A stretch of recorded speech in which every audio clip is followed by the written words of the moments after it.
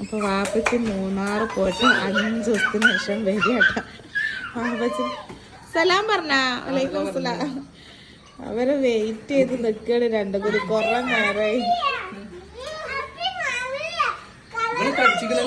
തടിക്കേ മെലിഞ്ഞിക്കല്ലേ?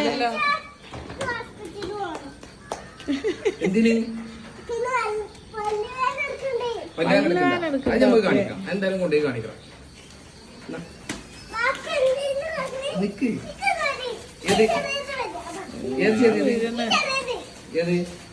ഇതോ അത് അനക്കുള്ളതല്ല, ഞാൻ പറഞ്ഞുതരാം. കാണിച്ചു തരാം. അനക്കുള്ളത് ഇതാ, ഞാൻ കാണിച്ചു തരാം. ഒരു മിനിറ്റ് പ്ലീസ്. അത് അനക്കുള്ളത്, ഇത് ഉമ്മമാക്കുള്ളത്. അവിടെ അടുക്കള കൊണ്ട് ഇത് നിനക്കുള്ളത്. ഗിഫ്റ്റാണ്. ഞാനല്ല, മാഡത്തിന്റെ വകയല്ല. ഓപ്പണാക്കി വെക്കണല്ലോ.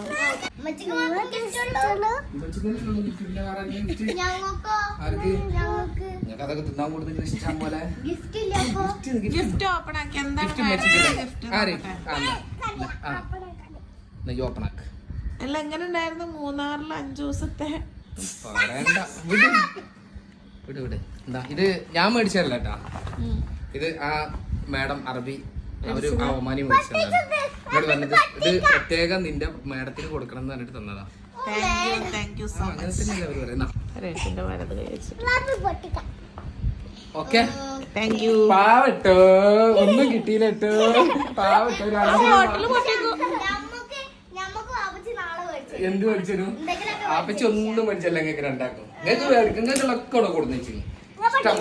അപ്പൊ വാപ്പച്ചി വന്നിട്ടില്ല വെച്ചിട്ട് ഞാൻ ആരും ടെൻഷനല്ല. വാപ്പച്ചി വന്നിട്ടേ ബാക്കി വാപ്പച്ചി എവിടേക്കും പോയിട്ടില്ല മക്കളെ. വാപ്പച്ചി ഇവിടെ ഉണ്ടായിരുന്നു കുറച്ച് പരിപാടി.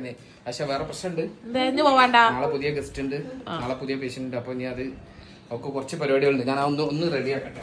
ശരി, കുറച്ച് മെസ്സേജ് റീപ്ലേസും കാര്യങ്ങളും കൊടുക്കണ്ട്. കുറെ ദിവസമുണ്ട്. ഓക്കെ, ഇതാണ് കേട്ടോ. അപ്പൊ ജംഷിക്ക് ഗിഫ്റ്റ് കൊടുത്ത പെർഫ്യൂം ഭയങ്കര സ്മെല്ലാണ്. നൈസ് സ്മെല്ല് കേട്ടാ, നൈസ് സ്മെല്ല്. ഓൾക്ക് ഗിഫ്റ്റ് എടുത്താണെങ്കിൽ ഇത് മൊത്തം ഉപയോഗിക്കില്ല ഞാൻ. അത് ഉപയോഗം ഞാൻ ഉപയോഗിക്കുള്ളൂ. ഓളെ അതിനെ പെർഫ്യൂം ഒന്നും അധികം ഉപയോഗിക്കൂല. ഓളല്ലെങ്കിൽ തന്നെ കസ്തൂരിയുടെ സ്മെല്ലാണ്. കസ്തൂരി, എന്റെ കസ്തൂരി മച്ചാനെ, പൊന്നു മച്ചാനെ, വിമാനത്തെ അണയാൻ.